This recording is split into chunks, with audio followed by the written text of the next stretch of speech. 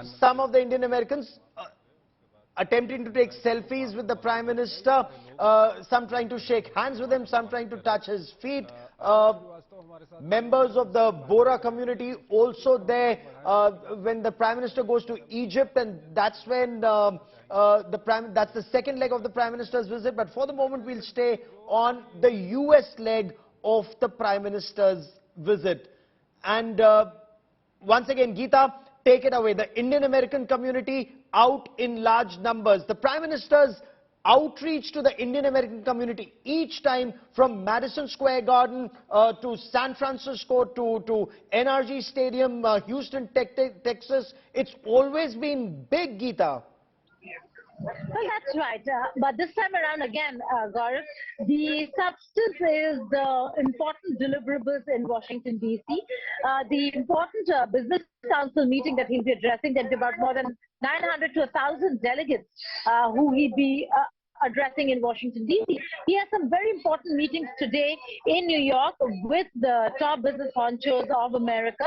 We're being told that Elon Musk could be one of them. That certainly is going to be important. Boeing, Micron CEOs are also going to meet Prime Minister Modi. So a lot, and that's the reason why the Indian diaspora event for now is going to be not as massive as the Madison Square Garden one, but yes, nonetheless, it's going to be at the Ronald Reagan Center in Washington, D.C., and it could house at least 600 to 1,000 people from the diaspora. We're also given to understand that some of the US lawmakers will also attend the event. So important, but there are outcomes and deliverables that we should be focusing on. Your question on China, Pakistan and protests. Yes, Gaurav, there are protests that are being planned outside the White House.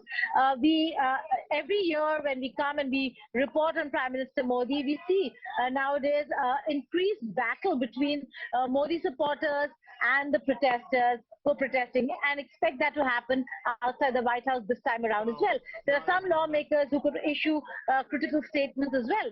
But the Indian side and the American side, two questions on this, have made it very clear that that does not dampen the spirit of the visit, also does not dampen the substance of the visit, which is there are going to be key outcomes and deliverables on the defense front. India will push for manufacturing in India, sourcing from India if they're ordering from if the order is for India. America is going to push for a lot of defense cooperation, particularly the Predator drones, which in itself is about $3 billion, and the GE F414 jet engine deal. That could also mean cooperation between the two sides with manufacturing in India. So a lot on the anvil when it comes to the visit itself.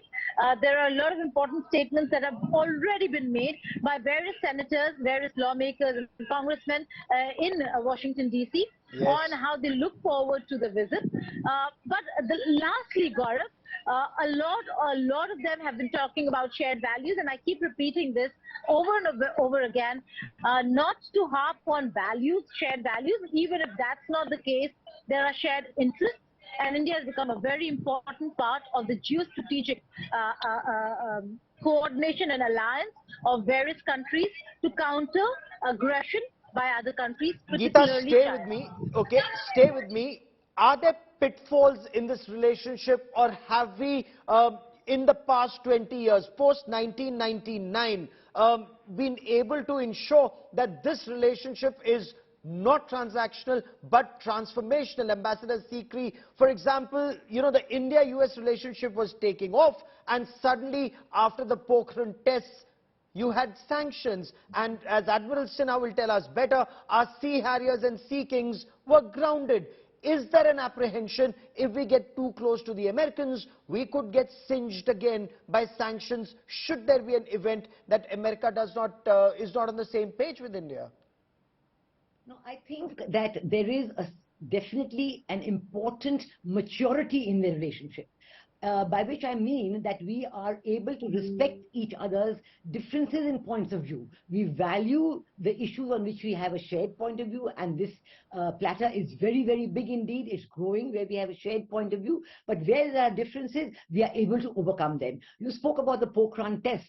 Now, that was, it elicited a lot of strong response from the USA. There were sanctions and so on. But then the same President Clinton also played his own role in strengthening the relationship. Yes. And ever since then, it's been growing. Now, again, in 2008, when the civil nuclear deal was concluded, it was, again, a very important, significant breakthrough in the relationship. But after that, there were difficulties. There were difficulties in implementation, the issue of sovereign guarantees and so on, and that spluttered a bit. But then again, after 2014, we have seen a new revival. We have seen a new growth, and a growth this time on a very mature basis, because we are seeing that Prime Minister Modi is inviting American business to come and invest in India. He's willing to ease up, and he has eased up the conditions of doing business in India, and India has jumped by a huge number of points in the global rankings on ease of doing business. And also he's jumped, he's given production-linked incentives in special areas so that foreign investors will find it easy to come and to invest in India. But also we have kept the importance of transfer of technology. So we've seen now in the GE deal coming up, this transfer of technology aspect is important, and we've achieved that as well. So that helps India's Atmanirbharta campaign. It helps our self-reliance program. So you see, at every stage, there is a meeting of the minds, and there is a mutual benefit in whatever we are doing. And this mutual benefit is important because that is what keeps the relationship going. It cannot be one-sided. It has to have benefit for both sides.